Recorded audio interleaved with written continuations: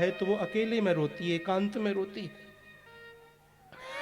कृष्ण गए, जाकर के मैया की गोदी में बैठ गए, आंसुओं को पोंछा। मां काहे को रो रही हैं? तबीयत ठीक नहीं है का? अपने पुत्र को हृदय से लगा करके यशोदा कहती है, बेटा मैंने सुनी है कि तू सुबह भोर वेला में मोह को छोड़ करके चलो जावे हो। अरे मैया तू जा मारे रो रही है? बड़ी चिंता करे तू हमारी, अब चिंता मत करे कर। देख अब हम बड़े है गए हैं, परसों को लौट करके आ जाऊंगा। चल खड़ी हो, सोएंगे, नींद आ रही है। ना कन्हैया तू अपनी मैया को छोड़ करके कहीं नहीं जावे हो।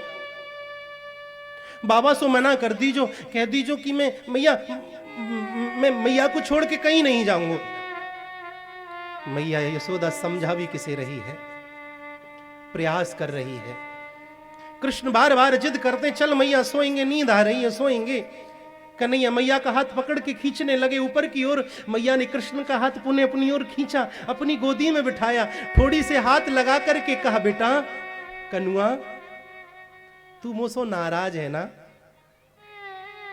ना मां ना, मैं जानू तू मुझसे नाराज है।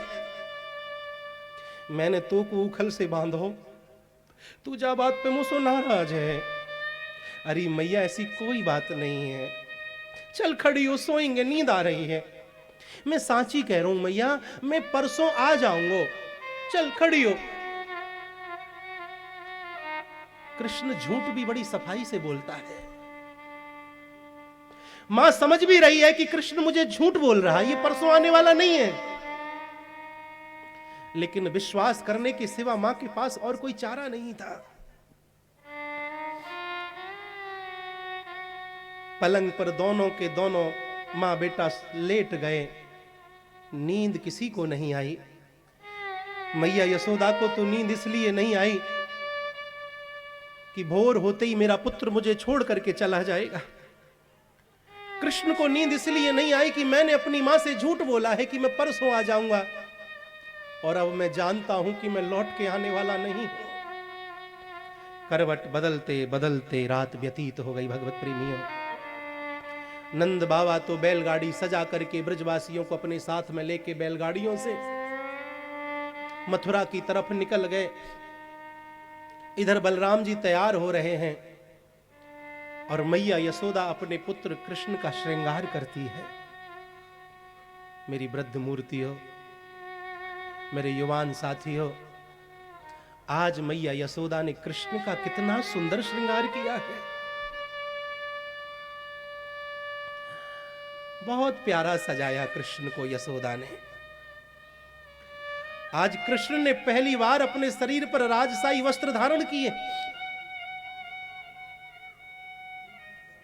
राजशाही वस्त्र कृष्ण ने पहली बार धारण किए।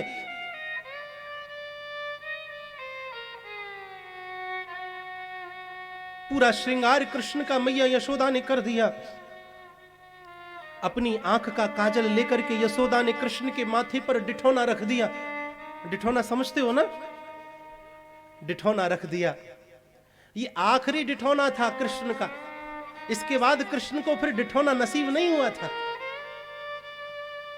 बांसुरी फेंट में लगा दी, कृष्ण का पूरा श्रृंगार हो गया। जब कृष्ण इधर उधर देख रहे होते तो मैया कृष्ण को देख रही होती, और जब कृष्ण मैया यशोदा से नजर मिलाते तो मैया यशोदा अपनी नजर हटा लेती। फिर मैया कुछ बोली नहीं सुबह से कृष्ण से। फिर मैया ने कृष्ण को यह नहीं कहा कि तू रुक जा, जा मत, मौन रही, क्योंकि यशोदा जानती है यदि मैं बोलूंगी तो मैं रो पड़ूंगी, और नियम कहता है जब पुत्र यात्रा करे तो मां को रोना नहीं चाहिए, क्योंकि अपशगुन हो जाता है। पुत्र रोए, मां रोए, पुत्र यात्रा करे तो धर्म प्रेमियों ये अपशगुन बताया गया है।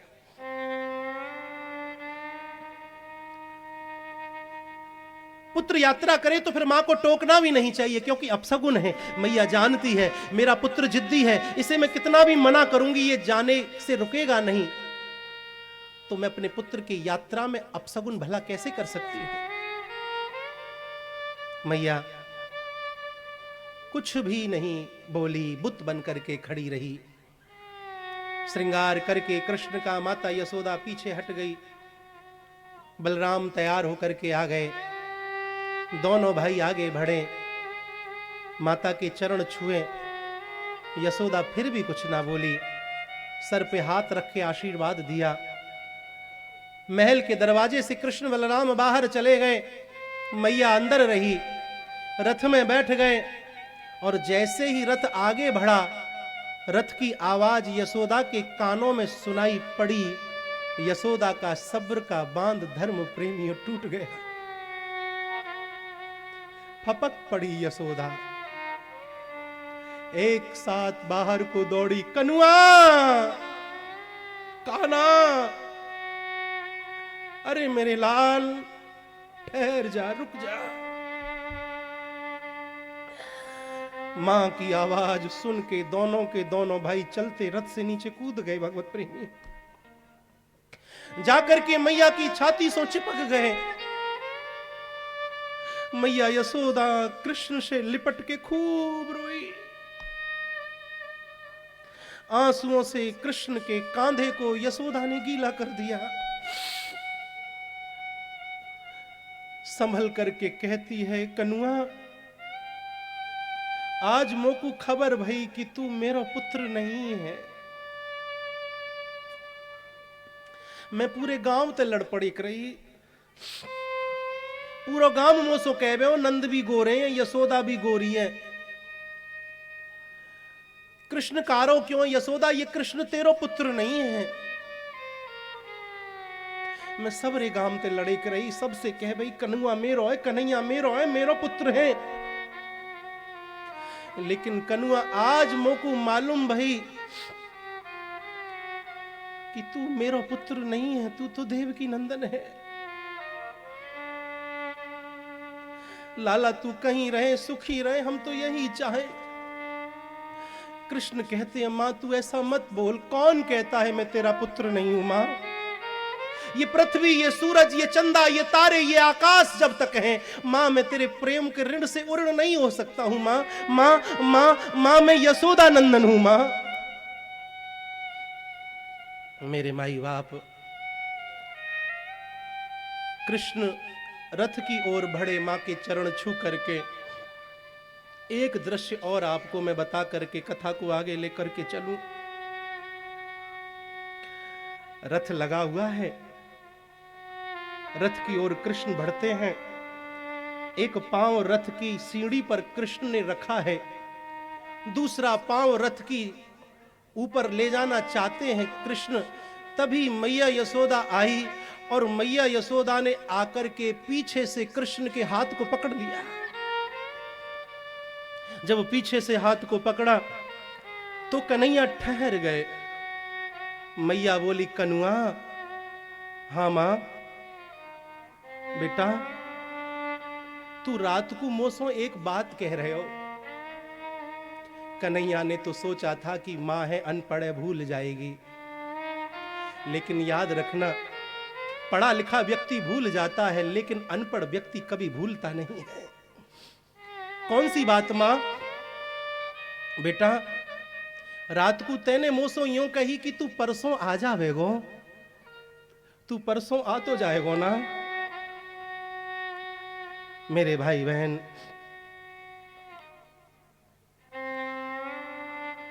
जब मैया ने ये कृष्ण से कहा कि तू परसों आ तो जाएगो, कृष्ण के पास इस प्रश्न का उत्तर नहीं था। कृष्ण झिझक गए, बोले मैया तू मेरी फिक्र मत करियो, अपनो ध्यान रखियो, समय पे खाए पी ले करियो। मैया यशोदा समझ गई कि कृष्ण अब आने वाला नहीं है। यशोदा ने कृष्ण का हाथ छोड़ दिया। धर्म प्रेमियों, रथ आगे बढ़ गया। रथ जब आगे बढ़ा तो यशोदा रथ के पीछे दौड़ी और तब तक दौड़ी जब तक रथ दिखाई दिया। आखिर में जब रथ दिखना बंद हो गया तो यशोदा पछाड़ खा करके ब्रज की भूमि पर गिर पड़ी। दो ब्रजवासी दौड़े, मैया यशोदा को सहारा दिया। इधर गोपियों को खबर लग गई कि कृष्ण जा रहे हैं। जब गोपियों को यह खबर लगी कि कृष्ण जा रहे हैं, तो मार्ग में जाकर के गोपियां लेट गईं।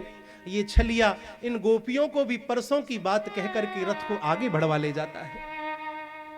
राधा रानी को खबर लगी कि श्याम सुंदर जा रहे हैं।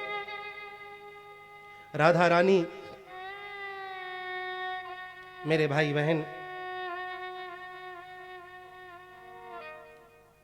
विचार करती हैं कि मैं श्याम सुंदर का दर्शन तो करूं।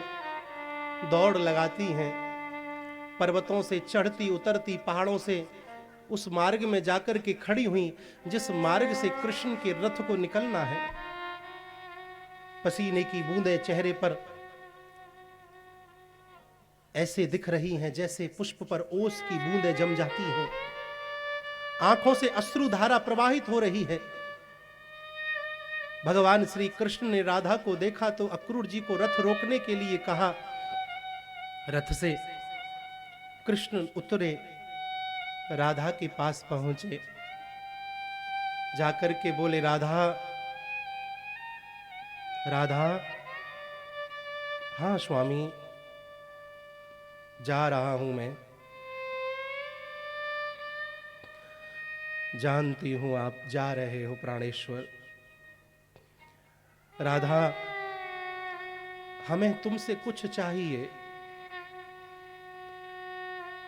मैं क्या दे सकती हूं आपको स्वामी? आप तो मेरे प्राण भी मांगे तो मैं आपको प्राण भी दे सकती हूं। ना राधा, हम तो एक प्राण दो देह हैं। हमें तुमसे एक वचन चाहिए। कैसा वचन स्वामी? वचन दीजिए कि आज के बाद तुम्हारी आंखों में कभी आंसू नहीं आएंगे।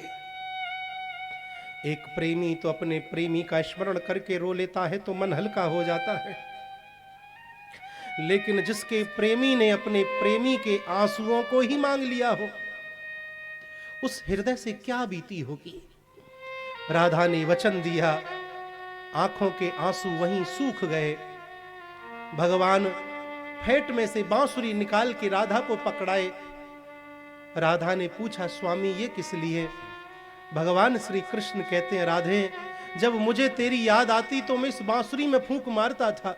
तू कहीं भी होती थी मेरे पास दौड़ करके चली आती थी।